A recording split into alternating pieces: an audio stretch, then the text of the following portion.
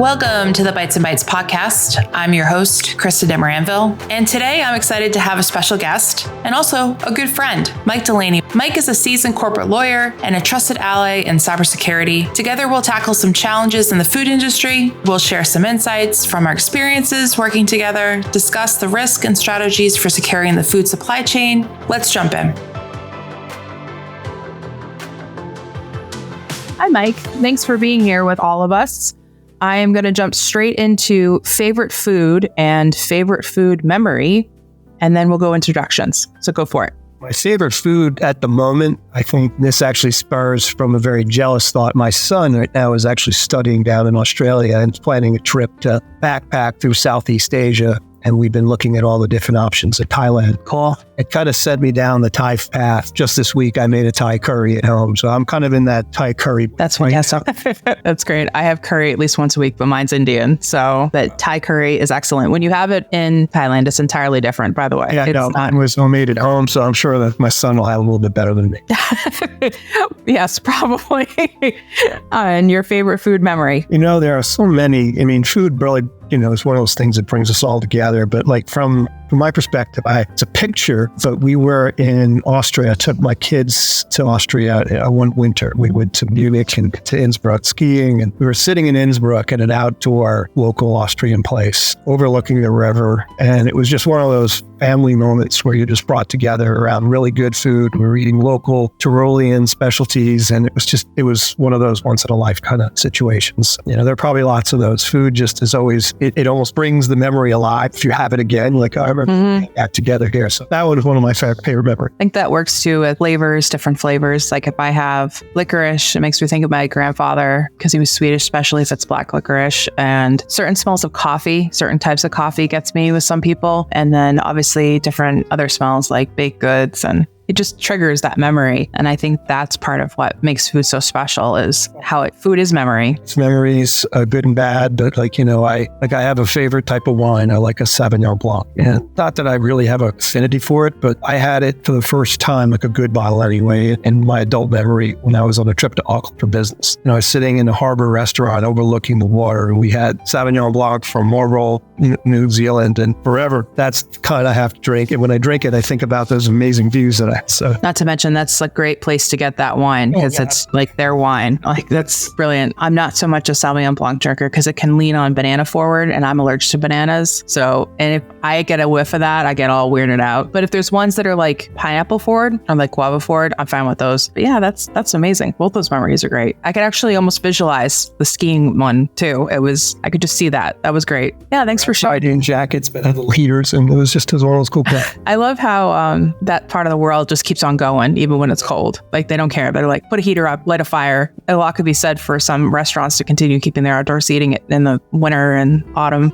timeframes. Thanks for that, Mike. Do you want to introduce yourself? Yeah, sure. So, actually, Kristin and I know each other from a number of years working together when I was the chief legal officer at CSM Bakery Solutions. It's there that we actually dealt a lot of cybersecurity issues together. Currently, I'm actually a partner with a law firm called Sapath Shaw in the Atlanta office. Just about anything that I can get my hands on, but I'm a corporate lawyer by trade. So, contracts and triage too, I think is a lot of what I do.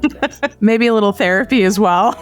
Yeah, sometimes I'm the therapist, sometimes I'm the one who needs the therapy, but so while I was at CSM, I dealt with risk management, I dealt with legal, HR, worked with Kristin directly on some cybersecurity matters for a bit. Prior to arriving at CSM in 2014, I was the general counsel of two different logistics companies, one in the food business called Americold, big temperature-controlled warehousing business, and another which was outside of food that was more focused on service parts. I was Caterpillar, spun-off entity, and began my career practicing law in a law firm. So I did that for about 14, 15 years. Sold myself out of a job when we sold CSM. So here I am back in the law practice. I'm actually having fun. Good avenue for me to be in that. Probably more of a work-life balance for you too, because I feel like sometimes things just got wild 24/7 in a food production company. We, as one of our colleagues and I used to say all the time, there's never a dull day at the bakery. We always had some chaos going on. So, and a lot, unfortunately, in the computer cybersecurity background. Yeah, there was a lot going on, but there's still some good people that are helping out whatever that company looks like now. I do know that. And I still consider it one of my formidable years and my profession, really getting to know that side of the house. And also I was so exposed to the executive side. I mean, I was with you guys all the time. And on top of being on the factory floor, dealing with whatever was going on there, I think that gave me some really interesting insight on the inner workings of how a food company works and expectations and even some of the ramifications. I remember just sitting in your office, Mike, and we would just be riffing about this bad stuff. What's this do? What's going to happen now? That kind of thing. Or you would be educating me on the best course of action for what's going to happen with whatever's happening. And I should let everyone know too that Mike actually was the one that pulled me into my first crisis room for my first official breach that happened in a company. So that was a Good Friday. And I remember that was a long weekend we were supposed to have, and everybody checked out at 2:00 that afternoon normally out of the corporate office. And nope, you and I were stuck there until I don't know what time. And thankfully that was an easy breach, and I have quotations up, nobody can see. It wasn't ultimately the worst thing in the world. It just kind of stunk for the people who were involved. But yeah, you never forget your first breach, Mike. Yeah. Well, and if you really think about our experience together at CS and what we were doing and our roles and what other people were doing, we were transforming that business. Yeah. And if you look at kind of the position of where the food industry is kind of in the kind of adoption of IT and the adoption of the dependency on IT, it is, and it's documented that it's behind a lot of other industries. Yeah. It is a much more traditional, much more stuck in customs, stuck in old practices. And it has only really recently begun, but for maybe some really large companies, to accelerate into the IT world. And one of the things that you and I did there, and we went without catastrophes to go along with it, but we were part of a team that took a mishmash of computer systems and were forced to, our thesis, to put them into one platform. Yeah. A lot of companies aren't even there yet. But then, and we'll talk further about it, but once you get those platforms running, those ERPs, and they start plugging in all of these places where I know you start to cringe with the vulnerabilities from IoT and monitoring devices. And I think that's where this push to modernize the food system, which is a necessity, is really, it's got two sides to the sword. We have, the necessity, the efficiencies and the cost drivers and everything else. Every time you do these things, you increase vulnerabilities in the cyber world. And that's the world that I think we're going to be continuing to drive through, but that'll be where I think food in itself continues to struggle is it's growing into the technology, but yet it is not ready for the challenges that come with it and those bad actors that want to do naughty things. So well said. I think also too, there's been so many incidences that I can pick off the top of my head about, the companies are gone digital. They've got all these digital processes. That's great. Things are running, and then they get hacked, and now they're screwed because they don't have a good, proper business continuity plan. They don't have a good disaster recovery. It's a mess. And then they have to move to analog. And we kind of experienced some of that when we were doing, as you mentioned, the ERP system upgrade. We were struggling with it. It had to go on paper. We had trucks waiting. It was a mess. I want to go on record again saying that my factory that I was at for that whole launch of disaster was the only one to get trucks out that day. You're all welcome.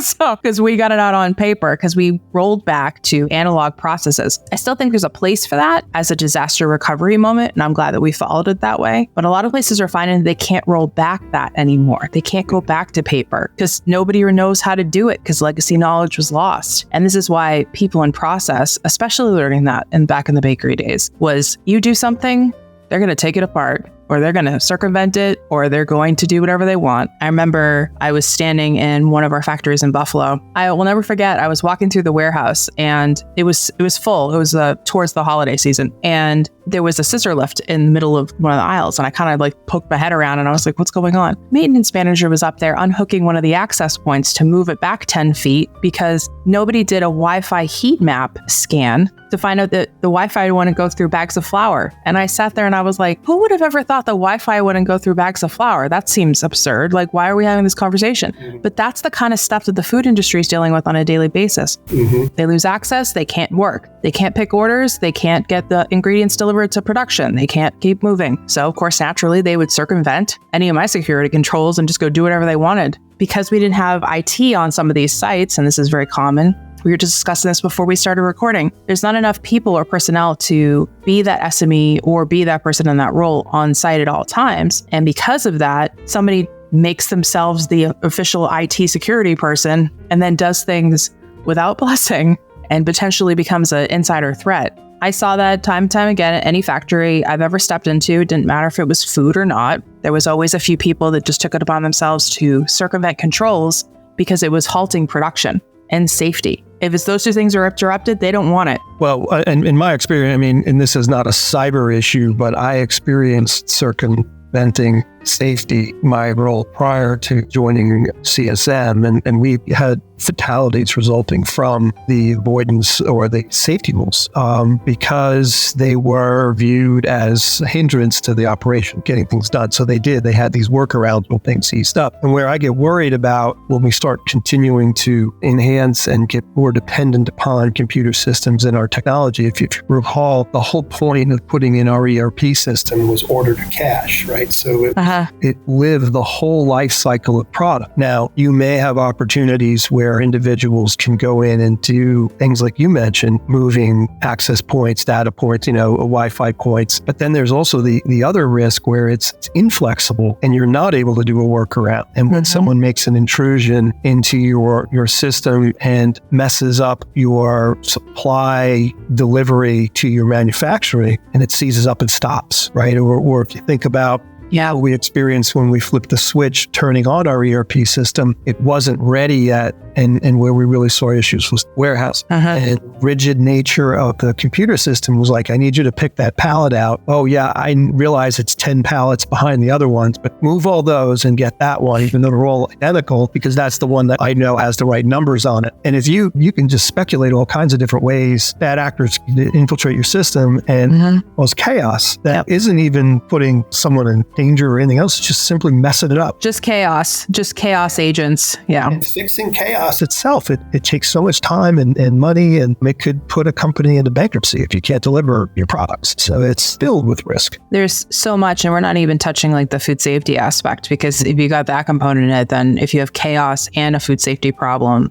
or potential food safety problem, whether it's contamination or any kind of adulteration on the line or any of that other stuff, then you got a catastrophe happening. We narrowly avoided some of those, but I think we also went through some of those. And I'm not saying like there was food safety issues necessarily. I'm just saying like every day presented a new set of things. And there was always some type of, as you said, fun times at the bakery, in general. And people think that this doesn't happen. Well, but you think about it, like, if you pick a name brand company on Laura's Colson, because I know they had a breach. Yeah. And that's a company that people will recognize and say, yeah, I could see why they would attack a massive beer distributing company or, brewery, because, they're billions of dollars. They have notoriety. You can extort them because they're worried about brand reputation. Of course. You take our little bakery company, no one's ever heard of it. Now, you and I both know that folks probably eat our food at least once when we were there once a week, because we supplied all of the major goodie shops that, all those favorite rolls at all those favorite restaurants. Exactly, and donuts and everything else. So, but our company was not well known, but yet we had a fair share of people attacking us. We went from infiltration where we had people behaving as if, the false presidents, our CEO, they spoofed her IM capacity in the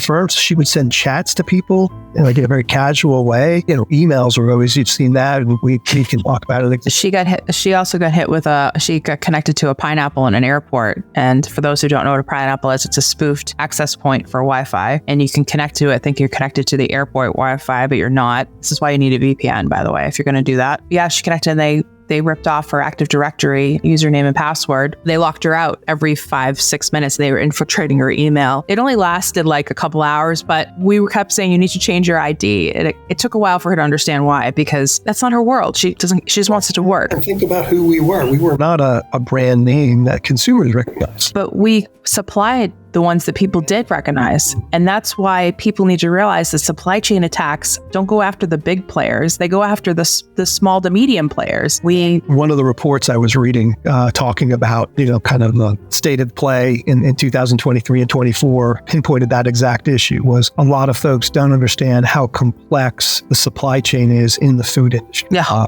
They don't, because you don't see it. If you are a consumer, you buy your food at the grocery store. How it arrived there, where it came from, is really not that relevant. You're rushing through, your kids are crying in the cart, you're just trying to get home and make dinner. Yep. And you don't really think about where the frozen food, not understanding there's a number of warehouses around there. Every major metropolitan area warehousing, multiple days worth of food, because it's almost just-in-time inventory at some level. Yeah. And those organizations have been breached. My former employer was breached more than once, to the point where it took them offline for well over a month. They had to go analog as well. They had to basically push all of their employees in the main office out to their homes because they could at least regulate access there. But they were merely a warehousing and transportation. They didn't produce, but they were, right in the middle of whether or not you're going to get your food at the end. Yep. And it's just chaos. It causes chaos because disruption is actually, I think, sometimes worse than the financial ransomware. Just the straight up, give me your money or I won't give you your stuff back. Now, statistically, at least in recent year, the ransomware attacks are probably like 70% of what people are seeing. Yeah. And I think that quick buck kind of, those bad actors, they're criminals. And before we started recording, you and I were talking about, one of my bigger fears now isn't so much the bad guys. They're always going to be a state of play that we're going to have to worry about. There'll probably be a point where we can even insure for it better than kind of we are doing now. There are solutions, or at least ways to mitigate. Where I'm getting more concerned is when food security becomes part of a Cold War effort or a World War. Where you have, a bad actor state. Let's pick on Russia, because we know they're quite active, politically, right? I mean, if you want to go, read blogs, 9 out of 10 of the responses are, a Russian bot. If they took advantage of the vulnerabilities of our food supply chain to not even do anything, super nefarious, like, poison or whatever, just mess it up, and then start a information campaign to populace. I really think that is where we're going to see a lot, because the internet, unfortunately, people think a lot of it's true. I read on the internet must be true. Yeah. And so I'm really worried that might be an area where we start to see, and we're not all on board with that viewpoint yet, and we still have a lot of friction in the business community about it. Another example of an attempt to approach this and regulate it, and I think it was 23, the EPA, or 22 had come out and put some mandates on, or at least some effort to prescript an approach to dealing with water security, and what the Eighth Circuit basically put a hold on. And they said, no, where it would be we think you're overstepping. And then the EPA is just like, grabbing his head going, what are you talking about? This is happening now. And that's what I said, like the law is going to always lack. Where it's going to be dealt with is in the trenches. It's when you're called in because there's a breach, or you're called in, like, how do we handle the legal side or the risk side of it? But the debate is going to be much slower. Yeah. The water situation is quite frustrating. I have some professional friends in the water sector, and they're just shaking their heads at this point. However, I do think that there'll be cybersecurity regulations in water within the next, 2 to 4 years. Depending on what happens with our political situation. But if water goes, then the food industry and agriculture will go next, in theory. So I'm here for it. Let's bring it on. But I want it to be proper and well peer reviewed and well constructed. I don't want to just have a simulated exercise every 3 years. That's not good enough. That is certainly not good enough. If this is coming into, as you fear, cyber warfare, we're going to need to do it more than every 3 years. We're going to need to do it pretty regularly. And that's something that's really frustrating.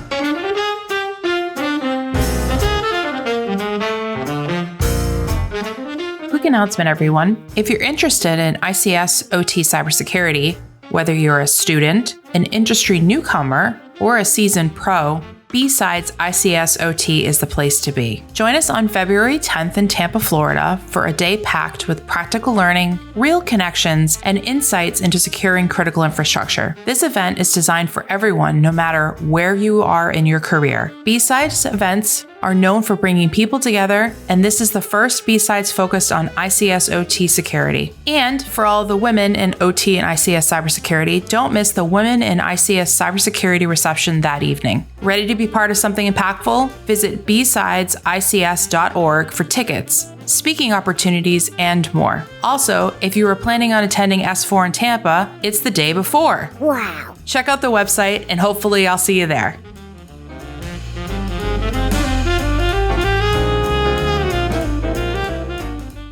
I'm really glad you hit on the disinformation, misinformation kind of conversation, because this is something that is an active part of cyber warfare. I do have a tip for everybody. I do know one of the co-founders of DISARM, which is a framework that helps deal with this, and it's great. If you get a chance to look at it, I'll put in the show notes. But one of the things that was said recently to me about this was, if something you read on the internet causes you to have an emotional reaction, you need to distrust it immediately, whether it's positive or negative, because that means that it's more than likely you are being influenced in some regard.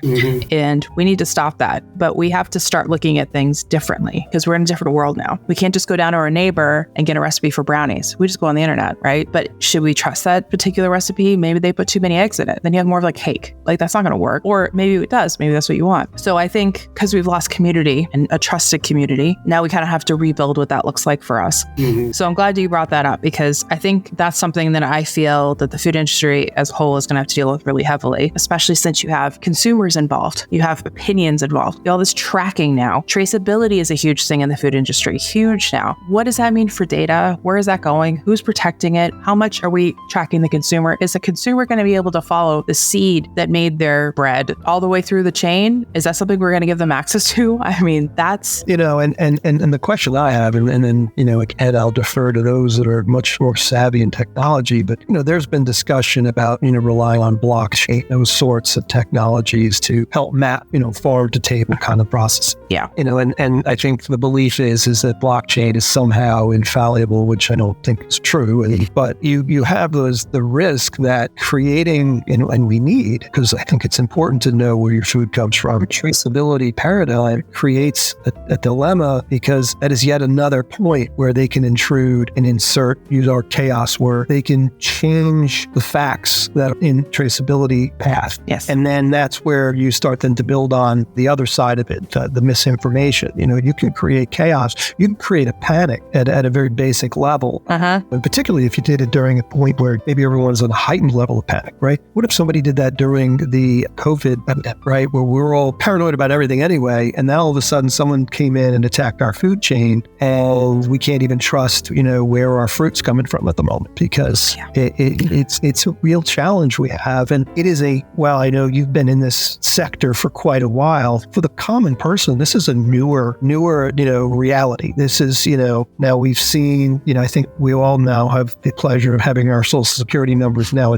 hacked and distributed. But it's impacting people on a much more routine basis, right? Yeah. In your basic email, you're probably getting spoof emails from, the various scams out there all the time. And God forbid you click on one, but UPS wants to tell me desperately about this package that's sitting in the warehouse that I must click on the link to get the information. If that email doesn't come 5 times a day, it's not coming in. So the fact is we're all vulnerable to this, and these hackers are they're testing everywhere they can, and they're pushing into every sector, every business. My prior law firm had an infiltration, and we had a number of clients have data access issues as a result. That's not good. It's not. And one of the largest food manufacturers out there was a client, and 50,000 of their employee records were accessed. Not good. They pierced through the law firm to get to it. And so, and obviously, in the law firm, to their credit, we had lots of training. We had lots and lots of cyber training. And we talked about phishing. They would come in and get an email, and it would be like, hey, Mike, here's a document we need to continue to work on. You can click this link to get access to the data shield site. And I sent it to the IT guys. I'm like, I don't think this is real. And they're like, congratulations. You figured out our little trick of the day, because they did test us. Yeah. It's a constant. And so food manufacturers are going to face it. And it's not just their own systems. There's attacks from all different angles. Like we talked about, it could be the manufacturers making donuts. They're fine. Put it on the truck, and that trucking company has a problem. Yep. It is a complex web we have to supply food to our country. And we initially came out, and food security was not focused on cybersecurity or even protecting the food itself, but more food security was the security of knowing your next meal is going to be. The inner cities or rural communities that don't have a lot of access to food, they have Family Dollar, or that's it. They have food insecurity. So that was where our mind was a decade ago. Food insecurity was getting food. Now, food security is not just getting food, it's making sure the food's edible, it's safe, and that once it's gone off the shelf, the truck's going to come and fill it again. And, so getting more complex. And I think technology, as much as it's supposed to make our lives easier, and it will, but it also makes it more complex, at least for folks. Exactly. Who deal with IT problems.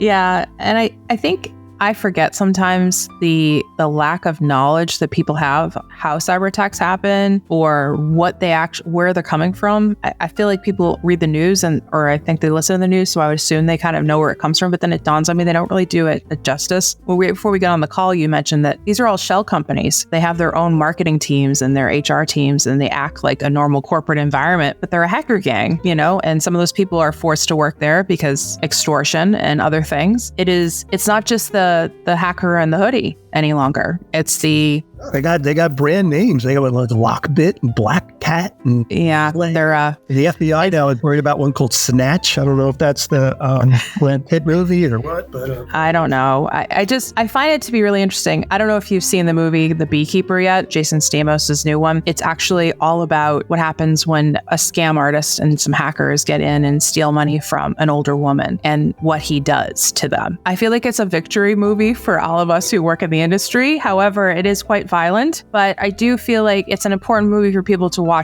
if you could stomach violence, to understand that the extreme lengths that they go to get your money and how they scam people, especially the elderly. And as a human being, it's just so frustrating that humans are so awful to each other. This is absurd. But this has been happening on every level since the dawn of time. Extortion happens, and this is just a new way of doing it. But it's exactly, and it's in real time for us because we're seeing it thanks to internet, and it's hard. So I think a lot of it comes down to awareness. So I appreciated that you had an awareness moment with me, and then reminding me that I need to be more proactive in explaining it to people. Yeah, and people live in their own experiences and whatnot. So, and if you segregate IT knowledge by generation too, you compared me to my children. My children were much more savvy. When my kids first wanted cell phones, I would tell them they can get it the same age I got my first phone. Of course, it is well after college because they weren't invented yet. But you look at my parents, and while I find them quite savvy for their age, they certainly have more trust than I would give the internet. And I think that that's another aspect of it that people don't quite understand, how easy it is to behave badly through the internet and information technology, and how quick you can be bad. I have to say, I'm grateful that my parents actually text me or send me a screenshot of something they get and ask me if it's legit. And I'm always like, no, delete it. This is my whole thing. If it's really important, they will get back to you. If you delete something, they will get back to you. I've said this, I think my whole career. I even probably said it to you 4 or 5 times, Mike. Just delete it. If you don't know what it is, they'll get back to you or they'll call you, Yeah. I just wanted to quickly give you a moment to talk about your role as a corporate lawyer in a food company. A lot of people don't know what that means. They think lawyer and they picture maybe a courtroom or they picture paperwork or something like that. But sort of like a day-to-day at a food company that you would deal with as much as you could probably disclose. Just a quick snapshot of what that looks like. Yeah. So I'm certainly not a law talking guy. I don't go to court. No. That's not what I did. And sometimes the day was mundane. Sometimes it's negotiating a supply agreement with your flour distributor. That's going to be a multi-year agreement for millions of dollars, and it would take months and months to negotiate. Sometimes it was dealing with unfortunate accident or incident in a facility. And, we're dealing with, one, the safety and health of our employees, and then 2, dealing with what happened, why, and is this an OSHA issue? Do we need to report it? Those sorts of things. When it came down to the cybersecurity side, it ranged from the early days of, when we learned of an incident, forming that task force to get in the room and figure out what's going on. I think food in general is advancing because now we're looking at more robust recovery plans. I think cybersecurity is now finding its way into there. But we would focus on that.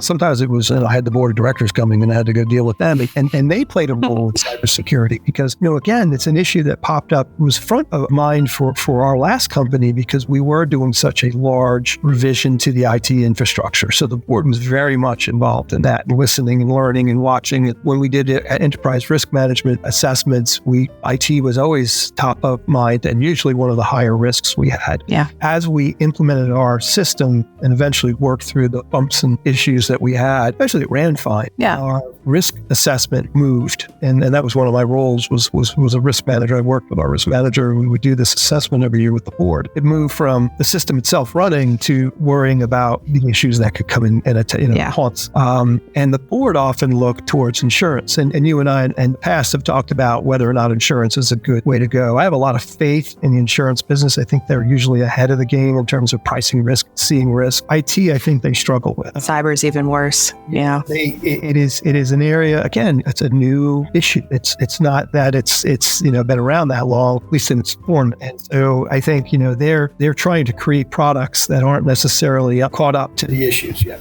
Yeah, and they don't know how to underwrite for it just yet either. There's not enough cybersecurity expertise or IT expertise in the industry. It's getting better, but it's not quite there yet. No. And again, before we got on, we were talking about a lot of Western world IT cybersecurity management is reactionary.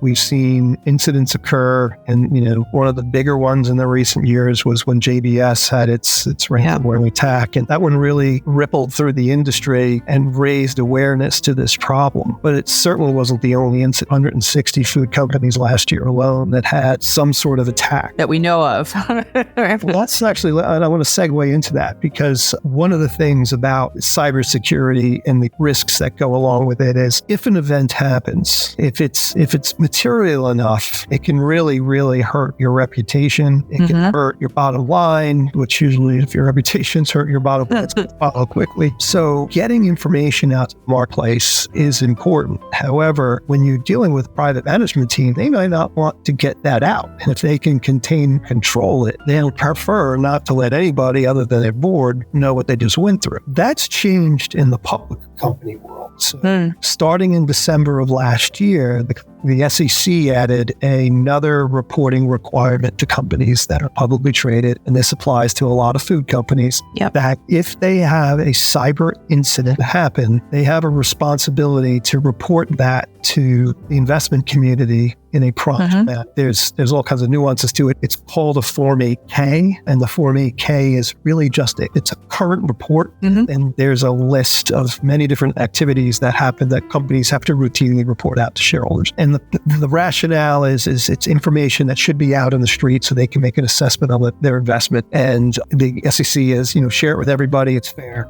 Fair game. Yeah. When it comes to cyber, they decided to add it as one of the disclosure. Item 105. It's if you have a cyber incident that you determine is material to your company, you are required to report it to the shareholders and to the investment community at large.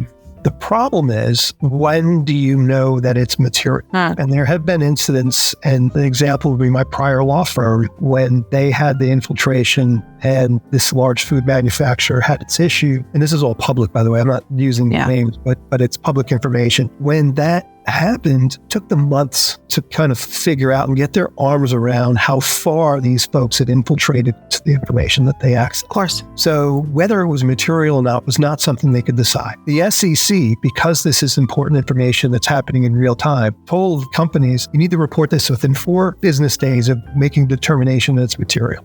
Companies have played that, going, well, I don't know if it's material yet, so I'm not going to say anything. And the SEC hasn't really been too keen on that, because no, the whole point is to let people know you had a problem. If you think it's going to be material. So they've worked around that a little bit, and they've said to companies that, hey, if you don't know if it's material, our advice is report it. And there's a way under the SEC filing structure that you can report it and not have liability. So you can come out and say, hey guys, I don't know if this is going to be what it is yet, but we're going to let you know we had this infiltration. We're currently assessing it. If we deem it to be material, we will let you know. Yeah. So that's one way that they've done it. But again, the whole point is information of these events is not necessarily always available. Public company world, it's becoming more available because the SEC got involved. There is an exception to that I mentioned to you earlier before we got on the call, that there are exceptions if the DOJ or FBI are involved. And as you know, when an event happens, oftentimes they're one of the first few to get a call if it's bad enough. And then they have an interest in maybe coming to a public company and saying, hey, hold your horses. Don't let the cat out of the bag on this yet. We have a lead. We don't want to, scare it away or have them cover their tracks out there in the internet world. Or B, this is actually a bigger issue than just you. This is a national security problem. They've attacked multiple manufacturers at once. Don't say anything. And then there's an exception that you can work through. All of it requires you working with your attorney and everything else. But that's why it's important to report too, so they can have that evidence to gather to catch the bad guy or gal. And again, that goes back to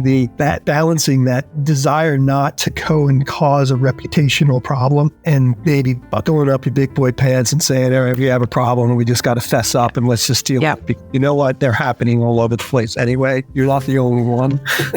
I always say it's a running joke in the industry that if you haven't been hacked, you're not a legit company. And I say that in jest, but it's true. I mean, looking at the numbers, I would venture to say that just about everybody has somebody trying to attack them. Yeah, but it's about exactly. But it's about the larger problem. It's how many times has this particular bad actor been causing these problems? Because I don't think a lot of people realize that when one hack is happening, it's actually several that have been released. It's not just we punched your one company because you're the most special one out there. No, they like scatter spray at the same time. So it's more than one. And the FBI needs that information because they're going to go catch the bad guy. That's what they're going to do. That's what the FBI does. They're not going to fix the problem. They're not going to do anything for you. They're just going to say, thanks for the information. Give me all of that information and I'm going to go do my job. And I think it's important for people to know that you're helping the community by doing that aspect. It's not about shame. They don't care. They just want to get the information and get out as much as they don't want you to have them there either. And I think that the information sharing issue is such a huge problem. You could still talk about this like you and I are talking about it in a way that's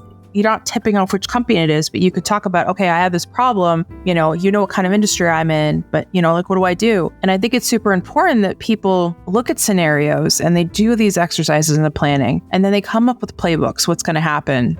How are we going to get through this moment? I have so many times I've had the food industry say to me, what happens if I'm in a cyber attack? How will I know? You'll know, like you just know. There's something about it. It's sort of like, when an earthquake's happening, you just kind of know what's happening. Instinct sort of kicks in somehow. But what do you do after that effect, like that knowledge? Where's your stop, drop, and roll, right? That's the disconnect I'm in right now with a lot of people of, okay, yep, we've got a problem, but chaos here, I don't know what to do. I don't know how to sort the chaos. And I feel like it's a responsibility of certain individuals inside these organizations, whether it's the corporate lawyer, certainly should be the security team, to kind of cut through the noise and say, okay, here's the things we need to do right now. Ground zero. Let's do this. Instead of everybody's running around like inflatable tube people, which I feel like happens quite often. And I think people sharing that information and maybe even some of that burden and struggle of, hey, I had this happen last year. Did you guys have anything like that happen in your social professional circles? Should be done more often. But there should be more conversation around what the incident was, what they try to go after, how did they get in, those kind of things, so people can fortify. You don't want this to happen to everybody. And again, I think as it becomes more and more important as part of kind of, the hazard assessment process, the push to include cyber as part of the recovery disaster planning aspects. Having a framework, like kind of, in food, an example of having a framework is, most food manufacturers have a program in place for recalls, right? Uh-huh. We have contaminated food that we have that's left our factory. What are we going to do? How are we going to make sure that it doesn't go inside a consumer's mouth and they get hurt? I mean, at the end of the day, the overarching problem here, we could look at bottom lines and all that stuff. The matter is food and medicine are probably the two things created that people ingest. Yes. Catastrophic consequences. Not even if it's like the Tylenol pills from the 80s. It could be peanut in your flour, peanut dust. Yes. Peanut dust is in everything. Child who has an allergy could eat, and it could be a fatal event. Yep. I, as the executive of the food company, would never have wanted that on my shoulders, ever. So, and I would extrapolate that out. Maybe there's one greedy guy out there, but the truth is, no leader, no executive, no employee of a company would want to see their product have that consequence. So, I hope not. But it's planning for it. It's worrying about it. So, if you take that protocol we do for recall, we need to have the same kind of protocols in place for cyber. And as they increasingly become more of a risk, we need to have it more prevalent, more front and center, because as we evolve, the ERP system that we put in place, and you start connecting the IoT devices to it, more vulnerabilities, you start automating processes where your whole system is automated, where the ingredients are getting included into the batch without no manual intervention. All of these places are points where somebody can come in and do something you don't want them to do. I've seen it done in labs. I'm sure every OT ICS specialist is listening to this right now. I'll go, yep, we've seen those in our labs before. Everything keeps moving and the green light's still on, yet it's been messed. And, as we progress further into our embracing artificial intelligence, food, is behind on that. In fact, one of the statistics studies I was looking at, there's probably about a third of the industry is just not even interested in taking it on. And part of it is because they're not that sophisticated yet. They're happy making grandma's old recipe cookies and putting it in packages. And why would they need the tech if it's working, right? Well, it's fine. Exactly. The problem is that as we see the retail community continue to consolidate and continue to become a strong presence in the supply chain, they require the automation. They require the technology, the traceability. Sometimes it's automation for efficiency because they're trying to price. I mean, take Walmart, for example. They have missions, drive those prices down. Aldi, Lidl, all those competitors we see out there. Every little ounce you can shave off in cost or the little bit less you can do into the delivery process translates to the bottom line. So there's a huge effort by these large retailers to scratch every efficiency they can into the mix. Now, that's going to be where I think you see the continued push in the industry. But going back to the AI, when you start lending these technologies in, again, vulnerable points, really smart people who know computers better than I can find ways to get into these organizations through these different paths and wreak absolute havoc. It's scary. Or is it just malice? I mean, sometimes it's just... Yeah, or is it nation state, And just because... It's all going to be a bigger play as we go forward as well. It'll be part of that Cold War. I do think we're going to see it in our lifetime. It's already here. We're just going to see it differently than we already do. I mean, Ukraine's been a great example of that. Well, not great, but as an example. What's been happening in Canada with the Russian gangs going after their dairy industry is quite interesting, and watch this space, I guess, is what I say to that one. The GPS being knocked out of the tractors during planting season just from solar flares is also going to make people go, I can mess with the ag industry. If you think about it, when the Russian military took over parts of the Ukraine, they took back equipment, John Deere's and whatnot. And John Deere went in and locked down those computers. To be honest, it probably just delayed them a while before they broke. Yeah. Right? Well, technically you can hack a John Deere. So, but the fact that you have now the ability of a manufacturer to transmit to the operating vehicle in the field and shut it down is just, again, another vulnerable point. And, the examples continue, but that's the big risk I think we see is the continued evolution is going to be better for efficiency and for food production to grow and, less resources to grow more, all that sort of stuff. There's going to be continued vulnerabilities. And unfortunately, humans aren't all that nice to each other. So no, we're really jerks to each other. Yeah. Another area that I read in one of the studies that was a really fascinating risk in cybersecurity with food is not necessarily in the manufacturing part, but go back to those fields where the food is being grown. Again, we just talked about there is dependency already on technology and absolutely GPS-driven farming techniques and everything else. But also you go back to the seed level, right? So, when you're a farmer and you're planting and you have a window in your weather window to plant those seeds, a month, 3 weeks, depending on where you are in the world, when monsoons come, when rains come, don't come, not hitting that planting season right could either hinder yields or cause the whole harvest to be scrapped. Yep. The fact that we have most of the seed technology in this, particularly in the US, but globally, owned and copyrighted and patented by food manufacturers is another issue because I can't get seed unless Monsanto makes it and issues it. And so if someone infiltrates Monsanto and screws up their system, we could have an entire soybean crop that doesn't get planted. Yeah. People don't realize how interdependent all these companies are to the system. The system is not set up in a way that if you break the spoke on this side, the wheel's going to keep moving. That's not true. It's going to collapse. We just saw that with CrowdStrike as an example. It's an example now. Example of what could happen if someone figured out a vulnerability that was more generic and yeah, it's scary. And I think I have said this before on the show and I'll continue to say it, but GPS is important to planning because the machine will know exactly how far to drill down, how far to spread out the seed to make sure it's optimal cover to keep the weeds down and it's optimal watering, all these things. And if it's not done in that way and it's precision farming, this is the way that the farming will be going eventually. There's a lot of resistance to it because farmers are about trust and we're not so sure we feel about tech yet in a lot of places. But these big factory farms will go full precision in order to get the highest yield the best way they can, and they'll modify their their crops and be able to handle higher temperatures and monsoon seasons and that kind of thing, since our climate's changing too much. Even the cattle ranchers, they're developing slip genes for the cows so they can The protein industry is probably ahead of other parts of the industry. They are and they aren't. There is money. Absolutely. There's money everywhere. But I will say, Mike, the conversations I've had recently with the meat side of the house, I think JBS really shook them up differently because it happened on their watch in their industry. That I've had several conversations in the last month alone that they're worried about their supply chain and really worried about what they're going to do about it. And my response back always is awareness is the first step. So what are we going to do after this? Don't try to boil the ocean. Just make a cup of tea. You don't need to take on the whole system. There's no way you're going to be able to do that.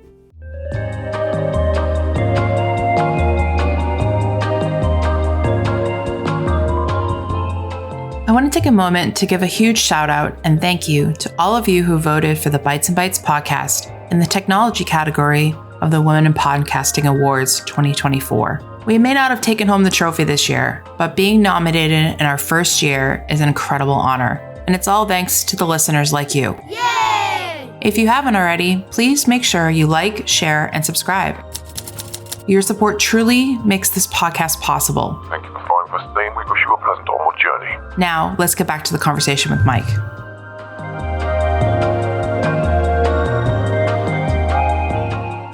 If you're talking about the grocer side, what can you guys do? If you're talking about the actual ranchers, what are you doing? A lot of times ranchers don't have a lot of tech. Some of them do. It's not all like Yellowstone, right?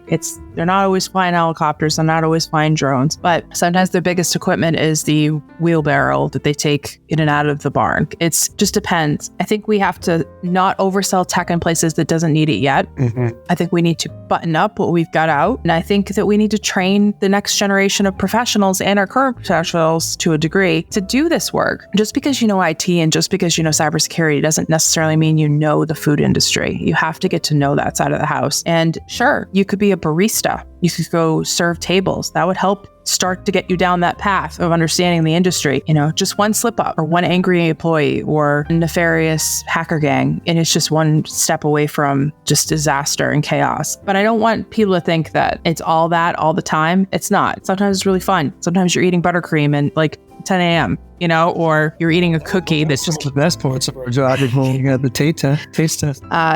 Some of the cookies were amazing. Some of the cakes were amazing. But I'll tell you, Mike, you're probably like me. You can't unsmell that particular frosting, and you can't unsmell that cake. I walk into a grocery store and I can't eat a store-bought cake anymore because I had it too much. I'm pretty much the same way. Although I will say when I would drive to work in the morning and pull into the factory and they were making chocolate icing, it was a little bit like walking into Willy Wonka.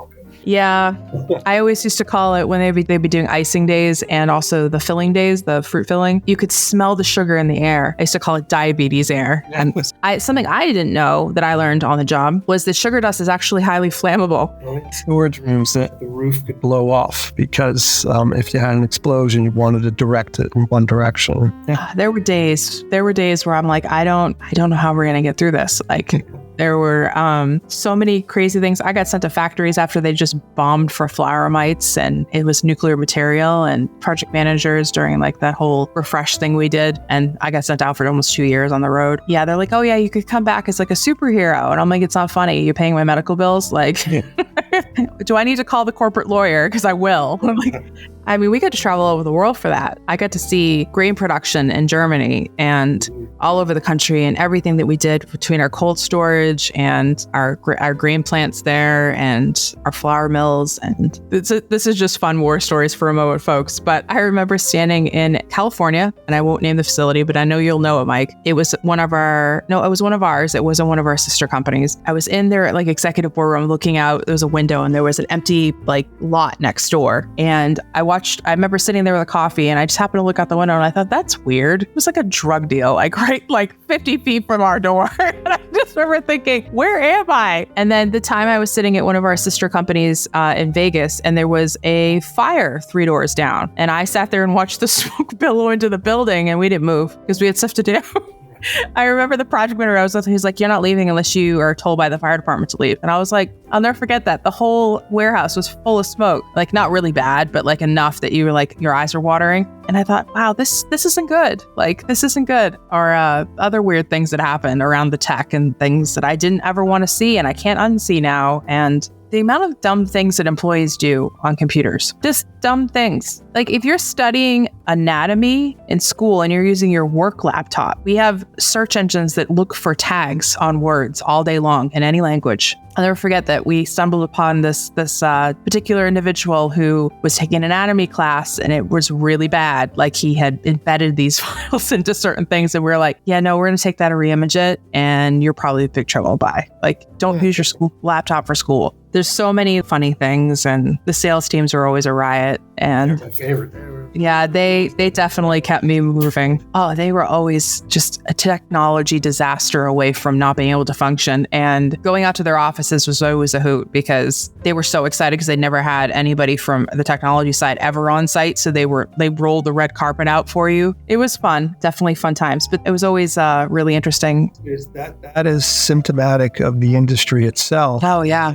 Behind, which is why the industry of food in general has become an interesting play. It's not necessarily private equity only just thinks it's a place that they can, exploit and make money, is they see a lot of opportunity due to all of these inefficiencies and dependency on old legacy systems that, shouldn't even be on the computer anymore. They're so ancient.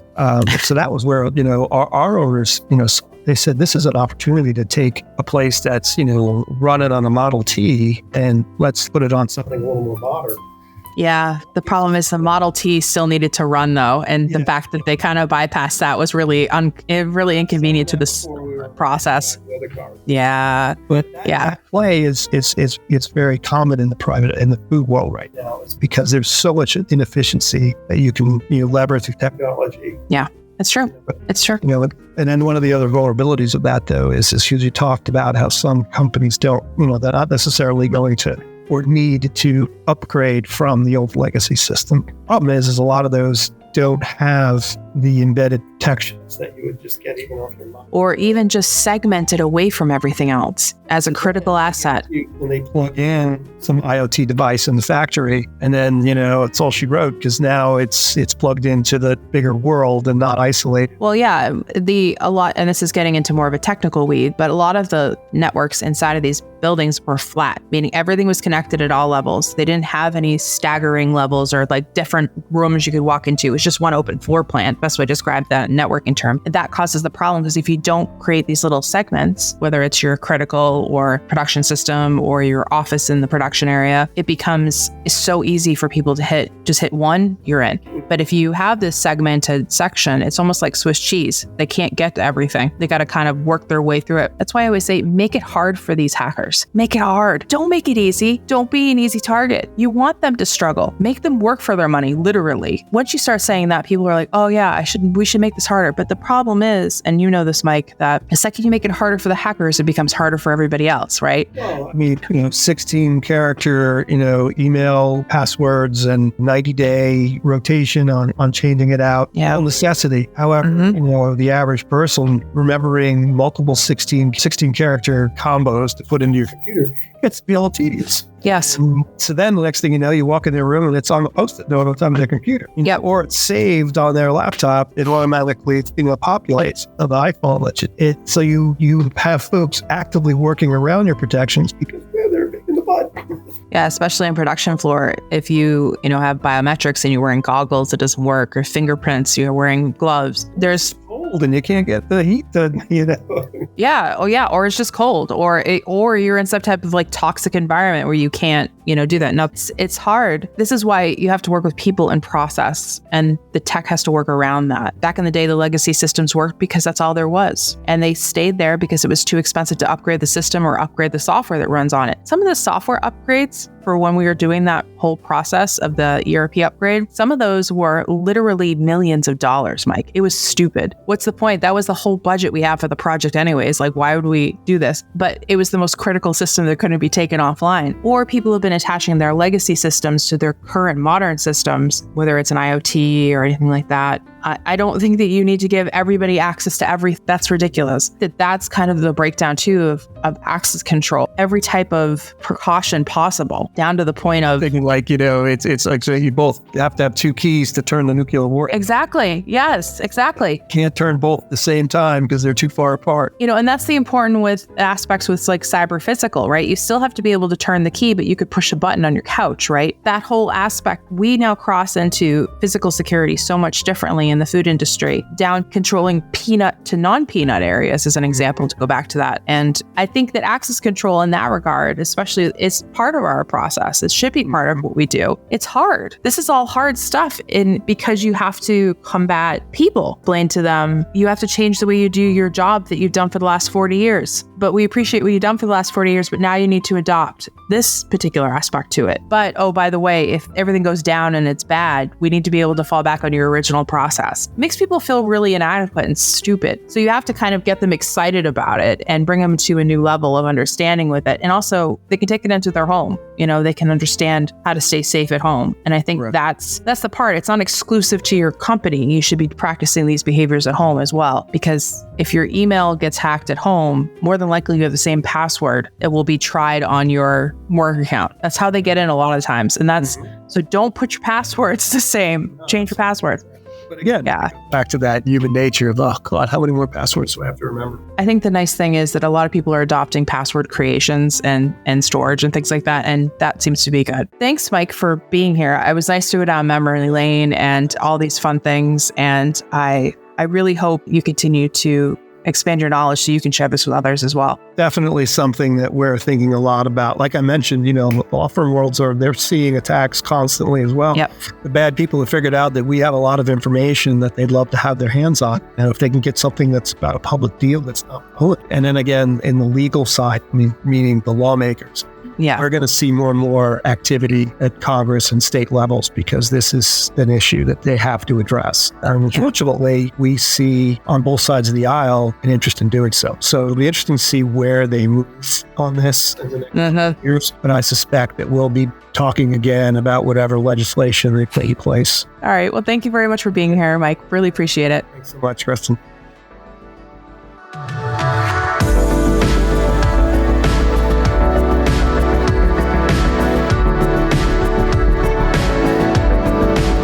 Thanks so much for tuning in to today's episode of the Bites and Bytes podcast. A big thank you to my guest Mike for sharing his insights, experience, and a few laughs. Remember to like, comment, and share the show. Stay safe, stay curious, and we'll see you on the next one. Bye for now.